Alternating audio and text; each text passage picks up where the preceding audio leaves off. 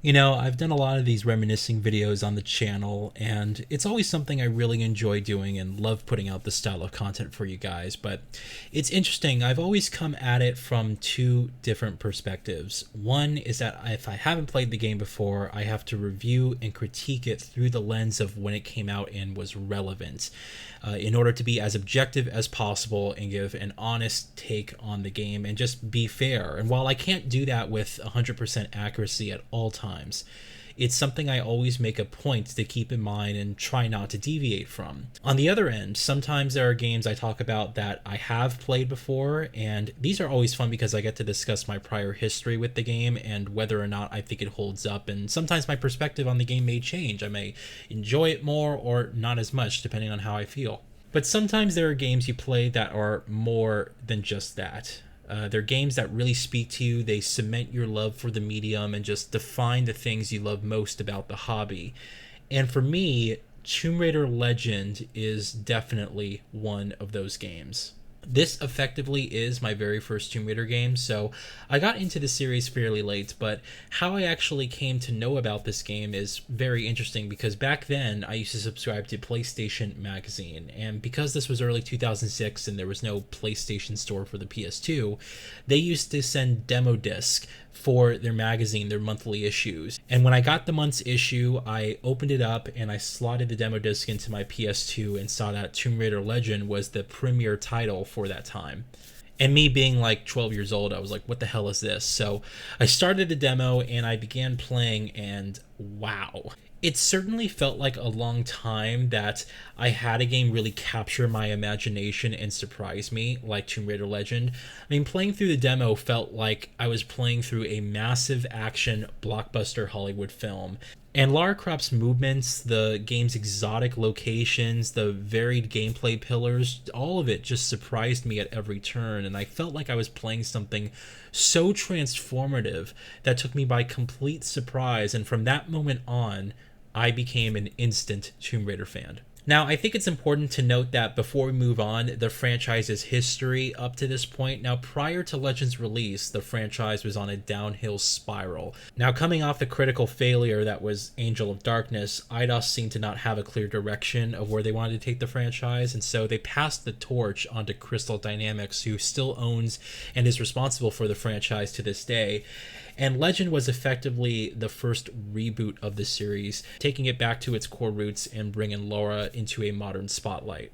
I remember playing Legend and the controls that felt so fundamentally responsive. It was very surprising to play a game that felt so great to control, especially around this time. But Lara moved with this level of agility that I haven't seen any other character match to that point. And it's effectively a running gunner, but you can do so many acrobatic maneuvers, and you can even use these acrobatic maneuvers in combat to give you a competitive edge. She can twist, twirl, and just flip over enemies and objects. You can bounce off of enemies and kick them off ledges or kick them into the air and just do this insane amount of damage. And the game actually transitions to like a slow motion effect to just further drive home the kind of cinematic nature of what you were seeing. The environments also had a level of destruction added. It was very contextual, so you had to kind of look at an object. You can shoot things like unstable pillars and have them drop on the enemies. You can shoot electronic devices and have them kind of blow up or stun or distract enemies and kind of take out enemies that were in hard to reach spots by pulling down balconies. There's just so many things here that just felt completely new. And this meant that the combat in the game could get very chaotic, but also wildly fun to watch unfold. Now, in addition to this, you also had fun puzzle solving with large-scale tombs and structures. There was just this incredible level of scale with some of the tombs that reached hundreds of feet into the air, and you'd have to like find your way to the top, avoiding obstacles, finding the safest path to jump. And the levels just felt like massive playgrounds in addition to this that you could just use in either combat or exploratory scenarios. Now, brand new to this game is the inclusion of Lara's grapple hook, which could be used to solve puzzles but also be used in combat as well. You can pull down structures off of enemies, swing from one end to the other. You could grapple enemies and pull them off ledges as well. It just became an incredible versatile tool that got more engaging the more creative you became as a player. Now, if that wasn't enough, you also have vehicle sections in this game, and this is what gave me the feeling that I was actually playing an action blockbuster movie, because Laura would chase enemies down on her Ducati while zipping past the environment at like 100 miles per hour. You'd have to like shoot enemies, then dodge projectiles, and also junk on the ground. There's just so much fun added here, and what they did, honestly, was just take the Tomb Raider formula, they modernized it, all the while bringing us a game that showed Lara at her best, where she was basically absent for many years at this point. Now, graphically, I feel the game still looks good, although keep in mind this was a cross-generation 6th and 7th gen console release. In fact, it was a 360 7th gen exclusive for many years, and it was brought much later to the PS3 via a Tomb Raider Trilogy bundle. But what we're watching here is the Xbox 360 version of the game running backwards compatible on the Series X. Now, this plays at a simple native 720p resolution, which was fairly high at the time, and you get 30 frames per second, but it's a pretty smooth, consistent 30 FPS the entire way through. Now, probably by today's standards, I feel this game looks a little bit more dated than I actually remember, especially the character models. They look very evident of like a 6th generation game. From what I understand, the actual original version of the game is the PlayStation 2 version, and then it was ported to the 360, which gave you some better details like foliage, environment density, better lighting and shadows, a wet effect for her when she gets out of water. So it was a nice upgrade, but definitely it's an older looking title that I still think effectively recreates some of the atmosphere, but probably fairly plain when it came to the level design, although it's still a very engaging game. The soundtrack is also super fun and just explosive. You get this amazing James Bond style intro that plays at the beginning of this game, and it just draws you in completely. I remember when I first played the demo and they just had that intro FMV play, it was like, wow, you know, I felt so captivated by just the badassery that was happening on screen. I mean, it's a game made for having fun, and it knows it. This is such a dichotomy from modern games today. It's so wildly different. And I just feel like this game got even better with age. Now, in regards to the story, I still think that this is fairly engaging. It's still your standard Tomb Raider fantastical kind of narrative, but it has characters in here that you will actually enjoy listening to. There's this kind of banter that goes on between Lara and her crewmates. And then the way that Lara is played in this game is more typical of what you would expect from an experienced historian badass, but she's got like this thrillish, almost death wish nature to her and her character that she kind of goes toe-to-toe with some very formidable and powerful foes, and stands her ground looking completely unintimidated.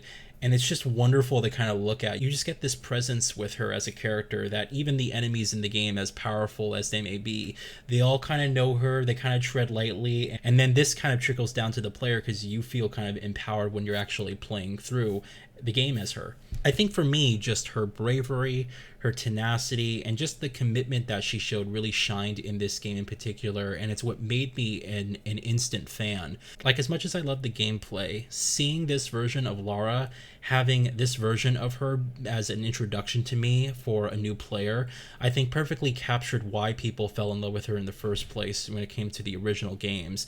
And she's played as this heroine who's kind of unafraid and firm in what she believes in, and knows how to manage herself in a man's world, and I just love the way she's portrayed and written in this game in particular. And still, after all of this time, even taking into account the new reboot trilogy, this version of Lara still remains my favorite. She's not exactly as relatable, but she captures everything you want in a hero, and there are qualities of her that you can appreciate and admire, even if they may come at the cost of, you know, people getting hurt or locations getting completely destroyed.